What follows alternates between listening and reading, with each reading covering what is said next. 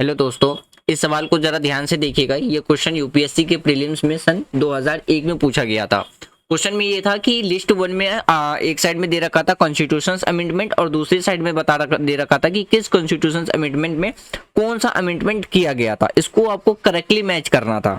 जैसे कि हमारा जो लिस्ट फर्स्ट में था, लिस्ट ए में कॉन्स्टिट्यूशन अमेंडमेंट एक्ट 69 जो कि 1991 में किया गया था। पहला कहा गया है लिस्ट टू के अंदर में कि इसमें स्टैब्लिश करना था स्टेट लेवल पे रेंट ट्रिब्यूनल्स। दूसरा बी यानी कि लिस्ट बी में कहता है जो 75th कॉन्स्टिट्यूशन अमेंडमेंट एक्ट किया गया था 1994 में, इसमें कहा गया था दूसरे कॉलम में कि no reservation for schedule caste and schedule tribes in panchayat in Arunachal Pradesh. यानी कि अरुणाचल प्रदेश के अंदर जितनी भी जो पंचायत हैं वहां पे शेड्यूल कास्ट के लिए कोई भी रिजर्वेशन नहीं रखा जाएगा, नहीं दिया जाएगा।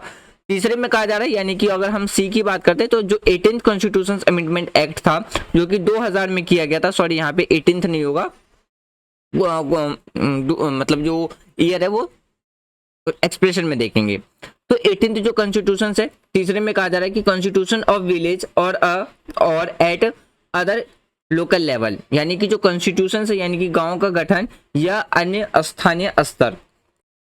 फोर्थ है जो 83rd कॉन्स्टिट्यूशन अमेंडमेंट एक्ट किया गया था 2000 में, इसमें कहा गया था according to status of national capital territory of Delhi, यानी कि दिल्ली को राष्ट्रीय राजधानी क्षेत्र की स्थापित के अनुसार किया गया था। अब आपको बताना है कि कौन सा अमेंडमेंट एक्ट किसके रिगार्डिंग में करेक्टली मैच है। यहाँ पे आप ऑप्शन देख सकते हैं, जैसे ऑप्शन ए है ए का 5 से, बी का 1 से, सी का 4 से, डी का 2 से। ऑप्शन बी है ए का 1 से, बी का 5 से, सी का 3 से और डी का 4 से।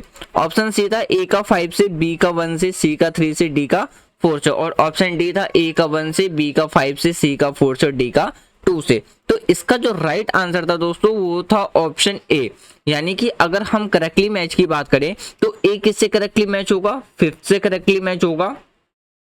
बी जो होगा वो किससे होगा करेक्टली मैच, वो होगा 1 से, और सी जो होगा वो होगा 4 से, और सी होगा 4 से, और डी जो होगा वो होगा 2 से।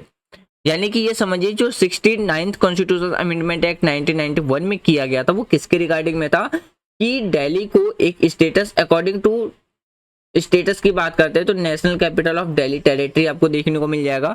75th कॉन्स्टिट्यूशन अमेंडमेंट एक्ट जो कि 1994 में किया गया था वो एस्टेब्लिशमेंट बात करता है किसके लिए, स्टेट लेवल पे जो भी रेंट ट्रिब्यूनल्स हैं उसके लिए रिगार्डिंग में। कॉन्स्टिट्यूशन अमेंडमेंट एक्ट जो 18th का था, कॉन्स्टिट्यूशन अमेंडमेंट जो 2000 में किया गया था, ये इसके अकॉर्डिंग क्या था, इसमें एक्सेप्ट किया गया था जो रिकमेंडेशंस था 10th फाइनेंस कमीशन का।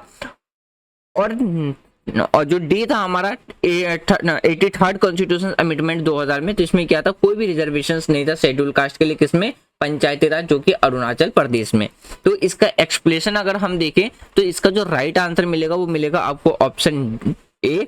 देखिए 18th कॉन्स्टिट्यूशन अमेंडमेंट एक्ट की बात करते तो वो 1966 में किया गया था। जैसे कि यहाँ पे आपको क्या देखने को मिल जाएगा 2000, तो ये कब किया गया था 1966 में, ये चीज याद रखिएगा। देखिए अगर हम बात करते हैं अमेंडमेंट, इसमें ये क्लियरली मेंशन था कि पार्लियामेंट के पास पावर रहेगा कि वो कोई भी नए स्टेट को क्या कर सकता है, इंक्लूड्स कर सकता है। ये पार्लियामेंट के पास पावर रहेगा, किसी भी नए स्टेट को फॉर्म कर सकता है, कोई भी यूनियन टेरिटरी को यूनाइट करके कंट्री का एक स्टेट का यानी कि कंट्री का एक पार्ट बना सकता है, यूनियन टेरिटरी बना सकता है, या स्टेट और यूनियन टेरिटरी को मर्ज करके एक नया स्टेट बना सकता है। ये अथॉरिटी, ये पावर किसके पास है, ये सेंट्रल पर यानी कि आपको पार्लियामेंट के पास देखने को मिलेगा। जैसे कि अगर हम हरियाणा पंजाब की बात करते हैं तो पंजाब को से ही डिवाइड करके क्या है, हरियाणा एक नया स्टेट बनाया गया था।